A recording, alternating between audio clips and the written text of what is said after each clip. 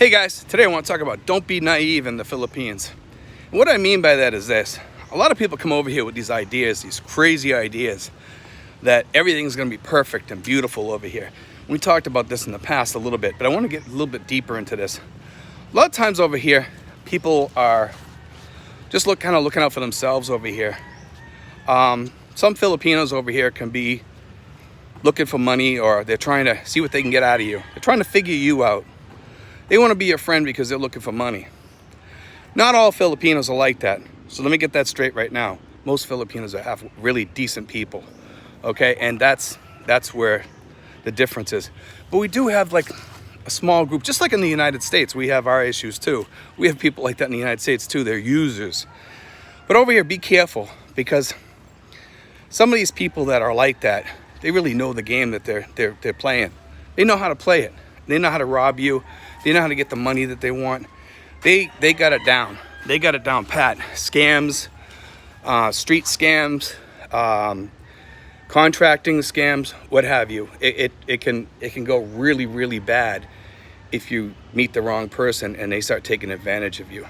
Be careful of that, guys. I just want to put that out there because, I hate to see an expat get robbed or whatever, lose all kinds of money because of some stupid issue or whatever, something that they got involved in. They signed a contract or whatever.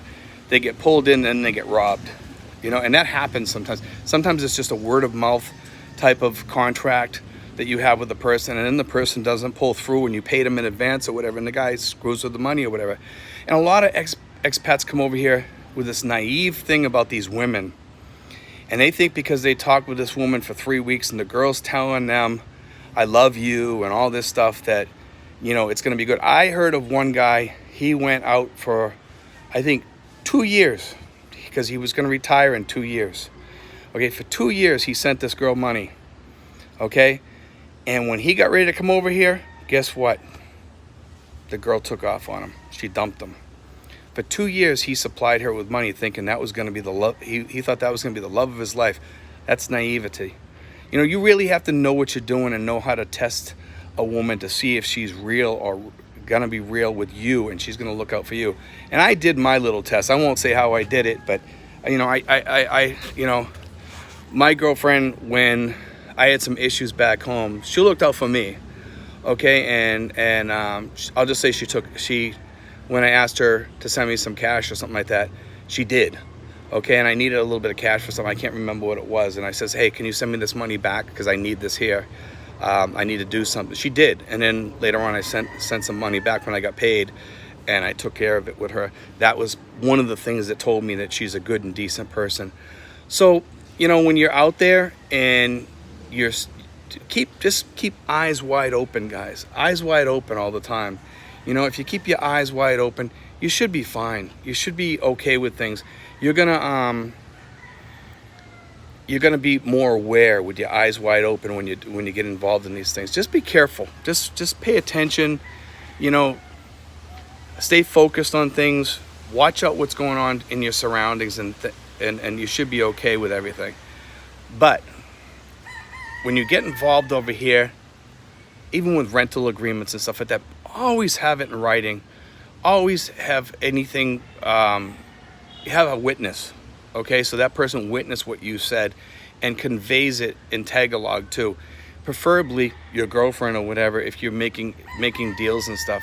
You want to be really, really careful. Don't be naive. Don't be naive. Okay, a lot of people, I don't know what it is. Maybe it's because they think of the Philippines as paradise, that everything is going to be perfect because they think it's paradise. Let me tell you something. The Philippines is paradise.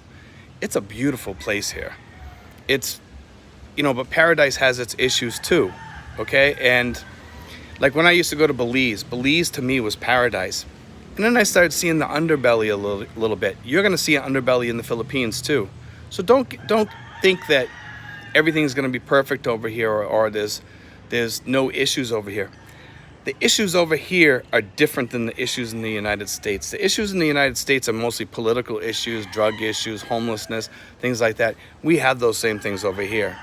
A lot of the things in the United States are growing, according to what I'm hearing about all these issues. They're growing bigger. And people are really tired of the government, because the government has kind of stepped back and kind of gave the people the middle finger and says, hey, we're going to keep on doing what we're doing, whether you like it or not, and that's sad. That's sad. And over here in the Philippines, it's, in all sorts of other countries, we have some of the same issues over here. I'm not going to say it's exactly the same, but we do have issues over here. But something, overall, I'm going to say this. I'll take the Philippines over the United States 7 days a week, okay? I love the United States. I love the landscape. I love the country. I love the seasons. I love everything about the United States as far as that goes. But when it comes to the federal government, it sucks. Let's put it bluntly. Our political arena in the United States is more like watching a couple of gladiators go at it 7 days a week on the news. I mean, our politicians are fighting to get power all the time, and it's gotten to the point where they won't even work with each other or sit down and talk with each other anymore, because people are voting in these people that are so left or so right, and they're not getting these people that are in the middle. And that's the unfortunate part. We need to kind of meet more in the middle, and kind of, when we vote, we should also vote for people that are going to meet in the middle more. And unfortunately, when we see our presidential picks out there, it seems like they're both on opposite extremes, so far to the left and so far to the right, that we don't have somebody in the middle. And I think our system's broke now, because we run these two politicians against each other, and yeah, there's these other side parties, but they never make it to the big. But what we need is like 5 or 10 parties, and choose from those 5 or 10 parties, which would be great, because then we can kind of have more choice out there for us. But it'll never happen. I seriously doubt that any of these other side parties are ever gonna become a higher party in the United States. I think the Republican Party and the Democratic Party is all we have now. The Independent Party a little bit, but is that a party? It really isn't. It just means that they're independents, that they vote the way that they feel or whatever. But they don't really have like a platform of what they believe in. They have the Libertarian Party, but they're not really that strong. That's the problem.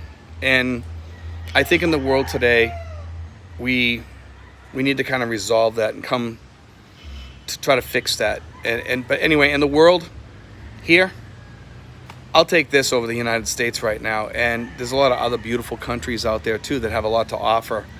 And you just need to open up your eyes and look. And like I said, when I was in Belize, Belize was a beautiful country, but it certainly had its underbelly, and the Philippines certainly has its underbelly too. And we just gotta kind of, when we're in those countries, kind of overlook it to a little bit, but keep an eye out to make sure it's not going to affect us. That's the key. That's the key to surviving as an expat, is make sure that underbelly doesn't reach us and grab us and pull us into that muck. Stay away from that stuff. Be careful. Be careful who you choose as friends. Be careful who you talk to.